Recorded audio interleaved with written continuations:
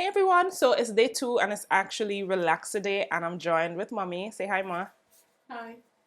And as you guys know, Mommy is the one who normally relaxes my hair, so we're about to get started. So guys, we'll be using the Dark and Lovely Relaxer Kit. This is the #1 question I get asked. What relaxer do I use? Here we go.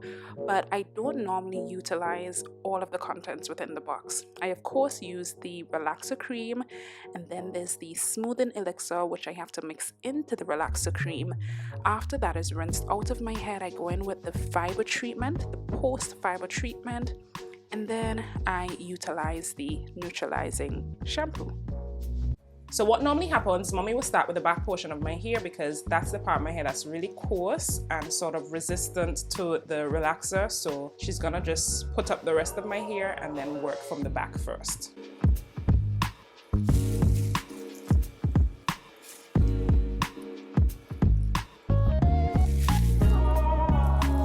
Okay, let me check to see what time it is so that we can see how long this process really takes. We're starting at 8:44, so let's see how far we get.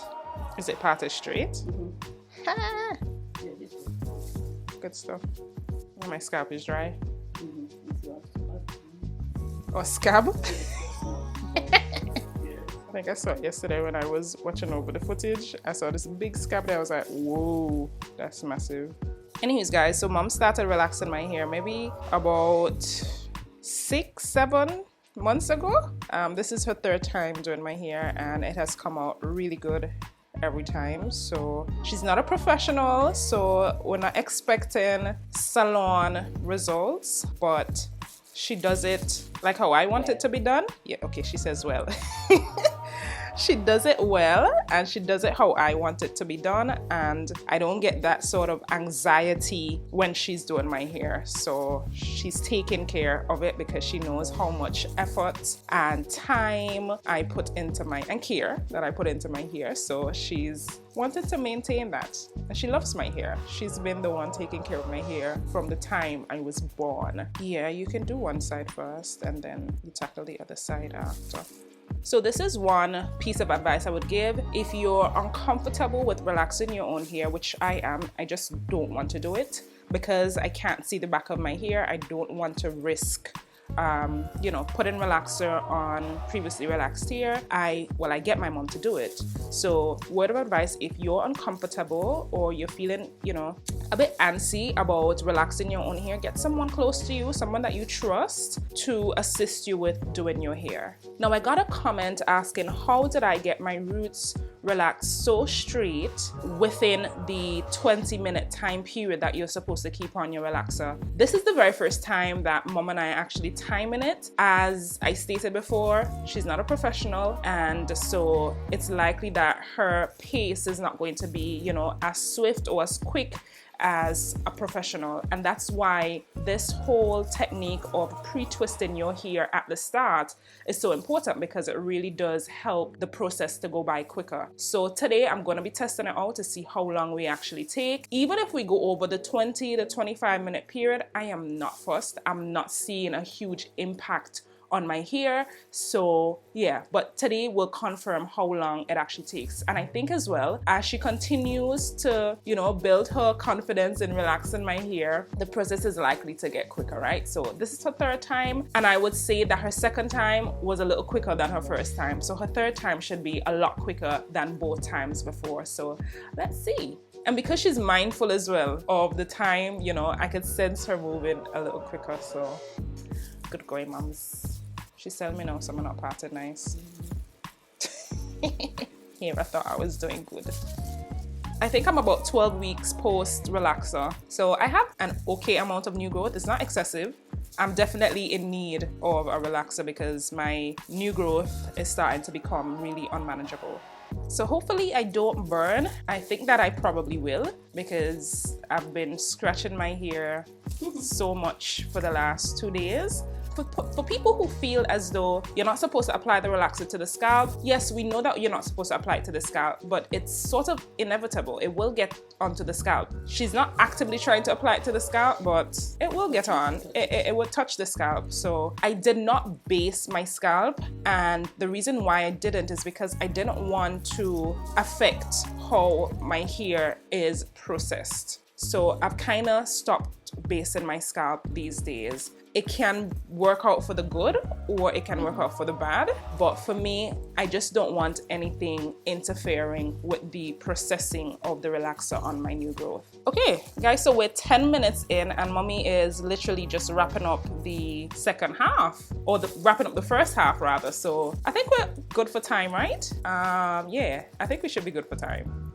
So right behind there is where I feel I'm gonna get burnt because yeah, behind there was like, and I could feel like a little tingle. So let me know down in the comments if you guys have any particular areas in your hair that are sort of resistant to the relaxer. So you guys know what the back of my hair is, and so I always remind mommy to pay a little bit more attention to that area. So with the smoothing, she definitely goes in and does a lot more smoothing behind there because it's just a weird texture altogether. I was sort of freaked out the other day because the shop that I normally get my relaxer from, it didn't have any, and I was like, oh Lord, where am I gonna find this relaxer? And I really don't want to change because it's a struggle for me to find a relaxer that doesn't burn because my scalp is very sensitive. I have to shop around, and when I shopped around, I got to the store that had maybe about 3 boxes left. I was tempted to buy all 3, but I just didn't. So hopefully my usual store will stock back up. Victor's supermarket, talking to you. Yeah. So mom, how was my natural hair, if you can remember? Oh, you mean to say when you're growing up? Yeah. Dina, your hair was so thick. You know how I used to plait it in. Sometimes I plait it so thick that you didn't like how I plait it sometimes. Yeah, guys, she used to plait my hair so weird, like some massive plaits. When I say I used to have like 6 plaits in my hair, so imagine your hair being that thick and you have 6 plaits in your hair. And then now, sometimes when I finish plait it, you go in the mirror and say, Mommy, I don't like how you have this one. And see what me tell you. Dina, your hair is too thick. I can't control it. So sometimes I tell me to my niece to let it down. Yeah. And especially when time come now for the washing, oh my dear. And you know the amount of bubbles I used to have in it? Yeah. Guys, I don't know if you guys know, well, we call them bubbles. We call them bubbles in the Caribbean. Like, you know, the little round stuff that you put in your hair with elastic in between the two. And different colors. my mom, I could have on, no clothes. Yeah, I could have on a yellow dress. She's putting in pink, purple, red, black, white. Because I was so glad to have you. So that was the problem. I could have done anything to you here. Mommy used to do a whole bunch of things to my hair, and so she smooths with her hand. I know some people would smooth with like a comb, the back of the comb, but she smooths with her hand.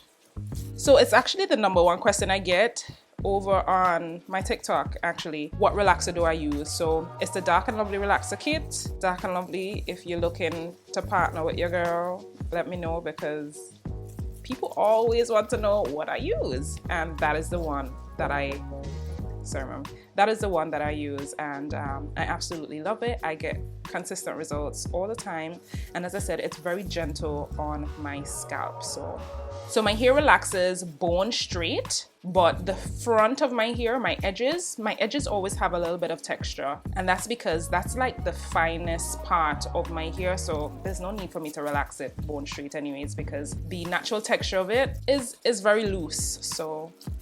So we're finished, and I showed you the products that came in the box. I'll be using additional products as well. So in addition to the neutralizing shampoo that comes in the box, I'm also utilizing this. So this is the Motions neutralizing shampoo. This one is color coded, and I love to use it because it shows up pink when there's still relaxer in my hair. So that gives me a good indication of whether or not I should continue neutralizing. So I would neutralize twice with the one in the box, and then I go in about 2 more times with this one. For deep conditioner on Relaxer Day, I always use the Joico Moisture Recovery Balm. This one is a mixture of moisture and protein, so I love to use it. The box already comes with its own protein treatment, so this is, you know, primarily a moisture treatment. So I like this because it has in silicones that can really help with softening your hair, helping it to detangle a little bit more, and also when I'm blow drying, you know, it gives you more of like a silky sort of look. So yeah, those are the 2 additional products that I will be using. So guys, I'll come back to you when my hair is finished and show you the end results. So yeah, say bye to mommy. Mommy, say bye. Bye. All right guys, so we'll come back in a bit.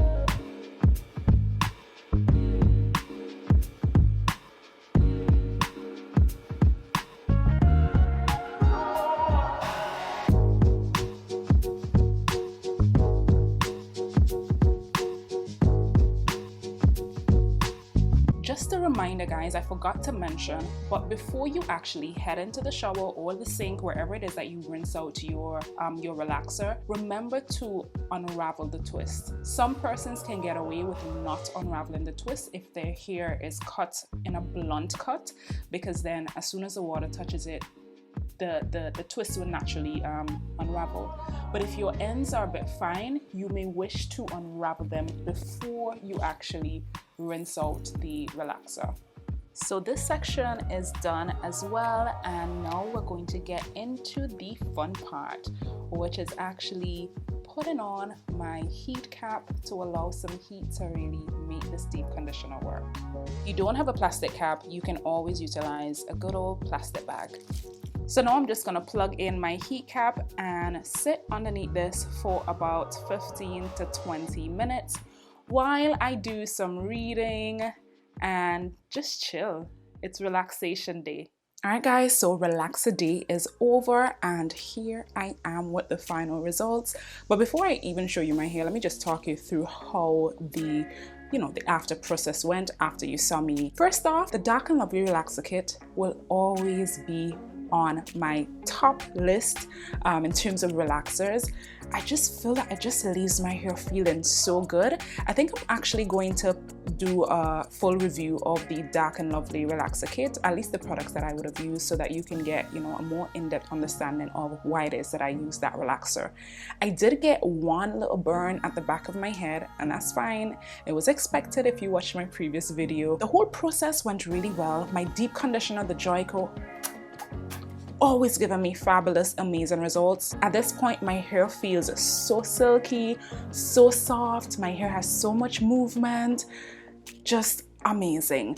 But I had to cut. I know. I'm gonna insert some pictures of why I had to cut my hair. And to be honest, this is really just prompting me to start a challenge. It's called a no comb challenge for a month.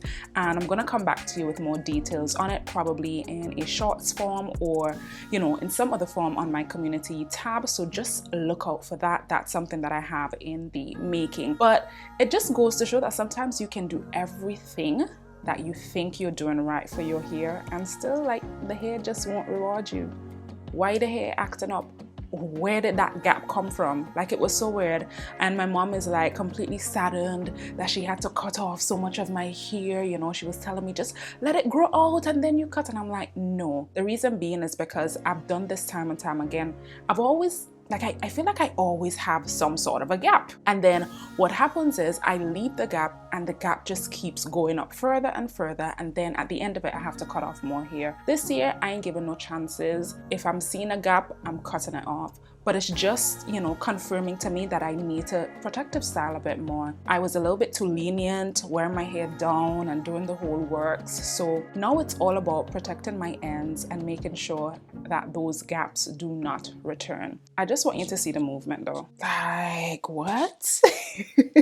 There's so much movement in my hair and I absolutely love it. Like the products that I use to blow dry and flat iron are just completely amazing, and yeah, consistent results all of the time, and my hair feels completely moisturized at that. I think I'm like just really impressed with my edges and how my edges just look really thick and full. Oh my god, can you guys see? Like my edges look so full. It looks like my hair wants to cover my face.